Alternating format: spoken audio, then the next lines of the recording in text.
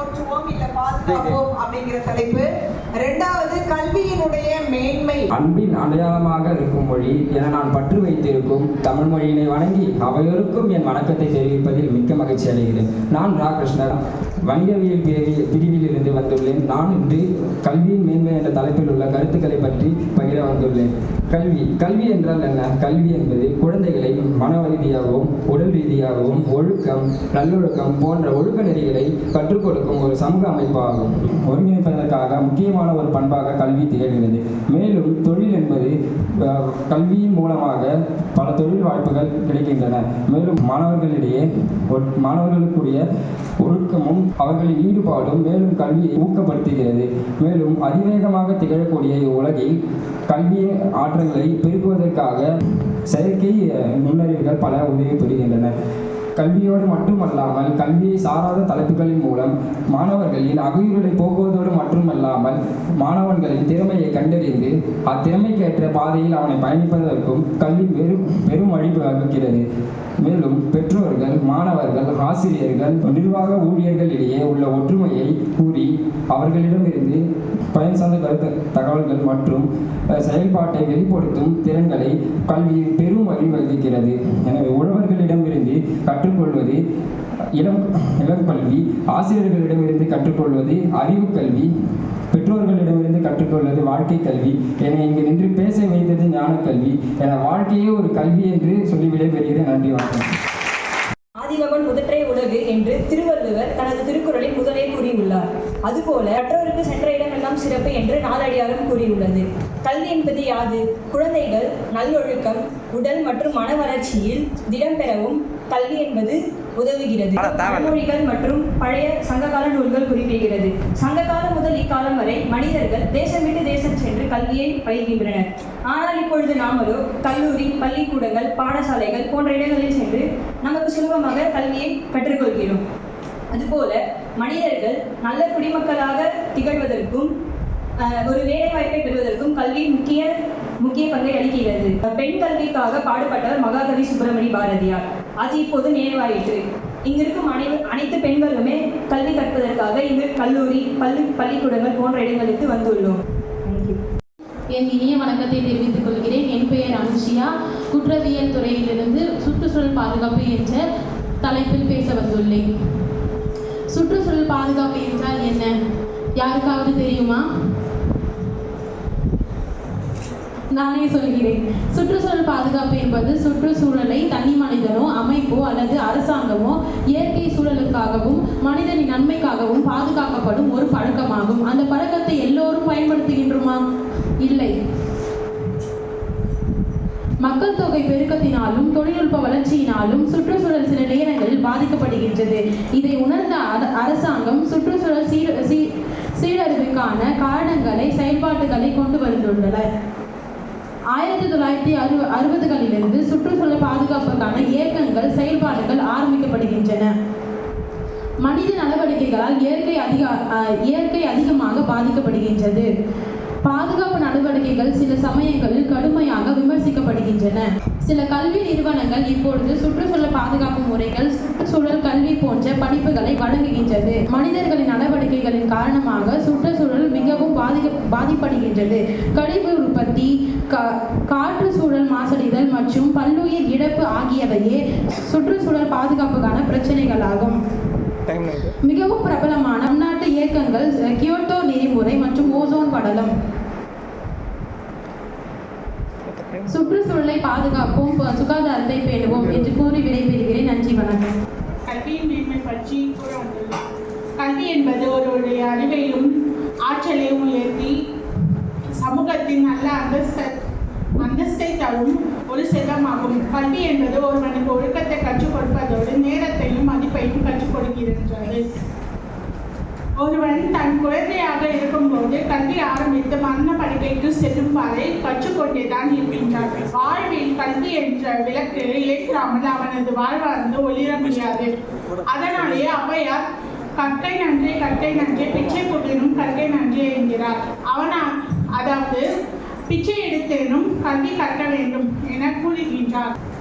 இப்பூமியில் பிறக்கும் ஒவ்வொருவரும் அறியாமை என்னும் இருள் நீக்கி வாழ வேண்டுமாயின் அவர்களுள் கல்வி என்னும் விளக்கு ஏற்றப்பட வேண்டும்.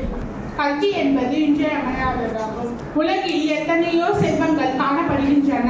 அழிந்தாலும் கல்வி செல்வம் என்பது எதனாலும் அழியாத செல்வமாகும். ஆதலால் கல்வி என்பது அவசியமாகும். கல்வி என்பதை நாம் ஒருவரிடம் இருந்து பொருளாகவோ விலை கொடுத்து பெற முடியாது. நாம் கற்றால் மட்டுமே கல்வி பெற முடியும். அனுபவம் மூலம் கற்பதும் கல்விதான். அவ்வகையில் ஒருவன் பிறப்பதும் முதல் இறப்பது கல்வி கற்றுக்கொண்டேதான் இருக்கின்றான். கல்வியை கற்போம், நாமும் உயர்வோம், பிறரையும் உயர்வடைய செய்வோம்.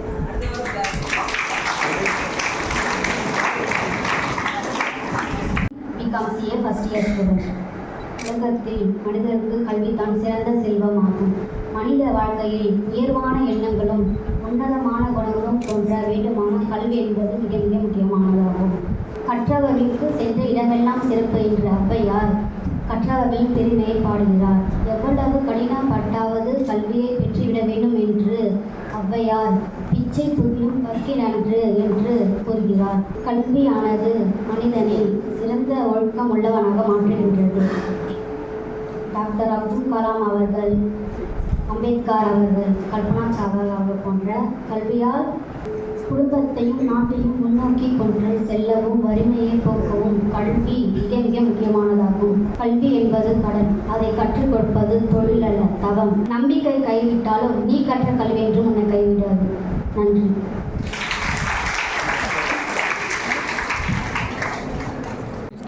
நான் உங்கள் முன் பேச எடுத்துக்கொண்ட தலைப்பு பெண்மையை போற்றுவோம். எட்டும் அறிவினில் ஆணுக்கு பெண் இழைப்பில்லை என்னும் மகாகவி பாரதியின் வரிகளுக்கேற்ப இன்று எல்லா துறைகளிலும் புதுமை படித்து பெண்கள் வெற்றி கொடி நாட்டி வருகின்றனர். பெருமை, தியாகம், துணிச்சல், விடாமுயற்சி என நற்பண்புகள் பல வாய்க்க பெற்ற பெண் குலத்தை போற்றி புகழ்வோம். அச்சம், மனம், நாணம், பயிர்ப்பு என்பன பெண்களின் அறங்களாகவும், வீரம், போர், வெற்றி, புகழ், ஒழுக்கம் இவை ஆண்களின் அறங்களாகவும் இலக்கணத்தில் கூறப்படுகிறது. பிற்காலத்தில் கற்பு என்பது பெண்களின் தடையான அறமாக கூறப்படுகிறது. அப்பேற்பட்ட பெண்களை கல்வியின்றி இல்லச்சிறையில் பூட்டி சமையலறையில் முடக்கி பெண்களுக்கு படிப்பதற்கு என்ற நிலை ஏற்பட்டது. அவற்றை அனைத்தையும் தகர்த்துவிட்டு பெண்கள் இன்று எல்லா துறையிலும் சாதித்து வருகின்றனர். மருத்துவத்துறை, காவல்துறை போன்ற அனைத்து துறைகளிலும் பெண்கள் சிறந்து விளங்கியவர்களாகவே இருக்கிறார்கள். அடுப்போதும் பெண்களுக்கு படிப்பதற்கு என்ற நிலையை போக்கி இன்று அனைத்திலும் நல்ல முறையை பின்பற்றி எல்லாத்திலும் சிறந்து விளங்குகிறார்கள் பெண்கள். அவற்றை நாம் பாதுகாக்க வேண்டும். பெண்கள் என்பவர்கள் ஒரு பரிசு பொருள் போல. அவர்களை நாம் அனைவரும் பாதுகாத்து அவர்கள் முன்னேறுவதற்கு அனைவரும் உதவி செய்ய வேண்டும். பெண்கள் என்றால் நாட்டின் கண்கள் என்று கூறுவது போல் பெண்களை எல்லாரும் மதித்து நடக்க வேண்டும். அவர்களின் முன்னேற்றத்திற்கு ஒவ்வொரு ஆணும் துணையாக இருக்க வேண்டும். ஒவ்வொரு பெண்ணின் வெற்றிக்கு பின்னும் ஒவ்வொரு ஆண் இருக்கிறார் என்பது அனைவருக்கும் தெரியும். பெண்கள் எவ்வளவு முன்னேறி வருகின்றார்களோ அதே அளவு அவர்களின் பாதுகாப்பும் குறைந்து வருவது இன்றைய சூழலில் நாம் காண்கிறோம். பெண்கள் அனைத்திலும் சிறந்து விளங்குகிறார்கள். ஆனால் அவர்களின் பாதுகாப்பு இன்று கேள்விக்குறியாக தான் இருக்கிறது. அவர்கள் அனைவரையும் நம்முடன் பிறந்தவர்கள், நம் தாய், தங்கை போன்றவர்களை போன்று அனைவரையும் மதித்து நடந்த பெண்களும் பாதுகாப்பாக உணர்வார்கள். ஒரு ஆணை படிக்க வைத்தால் அவன் மட்டும் முன்னேறுவான், ஒரு பெண்ணை படிக்க வைத்தால் அந்த குடும்பமே முன்னேறும் என்று ராமசாமி என்பவர் பெண்கள் இன்று இந்த நிலைக்கு தற்போது இருக்கும் நிலையில் பல ஆரோக்கியமான மாற்றங்கள் இருந்துள்ளது, மறுக்க முடியாது. பெண்கள் நாட்டின் கண்கள் என்று பெண்களை போற்றி அவர்களை பாதுகாப்போம். நான் பேச வந்துள்ள தலைப்பு பெண்மையை போற்றுவோம். உலகமே மகளிர் தினத்தை கொண்டாடி வருகின்றது.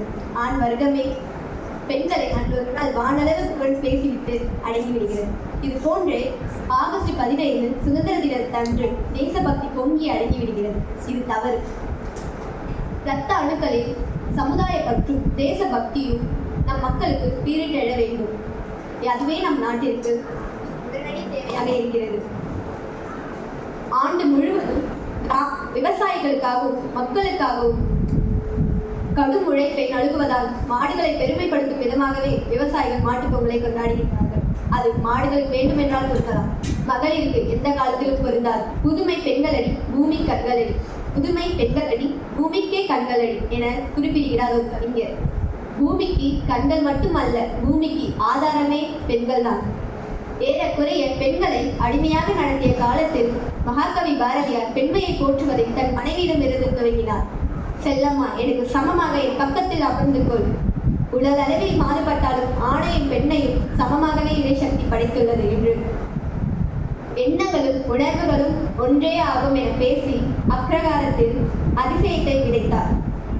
அவர் விதைத்த விதை பெண்கள் ஆண்களுக்கு இணையாகவும் சில துறையில் அவர்களையும் தாண்டி சரித்திரங்களை படித்துக் கொண்டிருக்கிறார்கள். பெண்களை தெய்வமாக போற்றுவது நம் பண்பாடு. நதிகளுக்கு கூட காவேரி, கங்கை, யமுனா, சரஸ்வதி என பெண்களின் பெயரை சூட்டி பெருமைப்படுகின்றது. இறைசக்தியை கூட சிவசக்தியாக அர்த்தநாதீஸ்வரராக போற்றிக் கொண்டும் இருக்கிறார்கள். பாரத நாட்டின் ஆன்மீக தத்துவத்தை உணர்த்திய ஆன்மீக தத்துவத்தை உலகளவில் உணர்த்திய வீரத்துறவி சுவாமி விவேகானந்தரும் பெண்மையை போற்றுவதில் தலை சிறந்து விளங்கினார். ஒரு ஆணின் வெற்றிக்கு பின்னால் ஒரு பெண் இருப்பார். அது பெரும்பான்மையான ஆணின் வாழ்க்கை அனுபவமா. அந்த பெண் தாயாகவும் இருக்கலாம், தாரமாகவும் இருக்கலாம். ஒரு பெண் தன் குழந்தைகளுக்காகவும் கணவனுக்காகவும் தன் வாழ்க்கையை தியாகம் செய்கிறார். கணவன் குடும்பத்திற்காக ஒரு நாளைக்கு 8 மணி நேரம் உழைத்தால் பெண் குடும்பத்திற்காக ஒரு நாள் முழுவதும் உழைத்துக் கொண்டுதான் இருக்கிறாள். எல்லாம் உணர்வையும் எல்லாம் பாசத்தையும் திறந்துவிட்ட பட்டினத்தால் தாய் பாசத்தை மட்டும் திறக்க முடியாமல் தவித்து புலம்பி பாடியது தாய்மையின் உணர்வின் ஒரு சிறப்பாகும். அதிக படித்த பெண்கள் ஆணுக்கு இணையாக வேலை செய்து குடும்ப முன்னேற்றத்திற்காக பாடுபடுகிறார்கள்.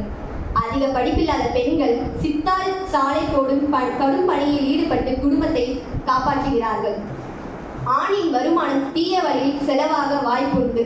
ஆனால் பெண்ணின் வருமானம் ஒவ்வொரு ரூபாயும் குடும்ப நலனுக்கே பயன்படும். குடும்ப பெண்களை கிரகலட்சுமி என போற்றி கொண்டாடுவது நம் நாடு. ஆனால் வேலைக்கு செல்லும் பெண்களை நடமாடும் மகாலட்சுமி என போற்றி பாராட்ட வேண்டும். குடும்ப பெண்களுக்கு சில எதிர்ப்புகள் உண்டு, சில சிரமங்களும் உண்டு. ஆனால் வேலைக்கு செல்லும் பெண்களுக்கு வேலை செய்யும் அதிக பயில்வுடன் சில அதிக சிரமங்களும் உண்டு.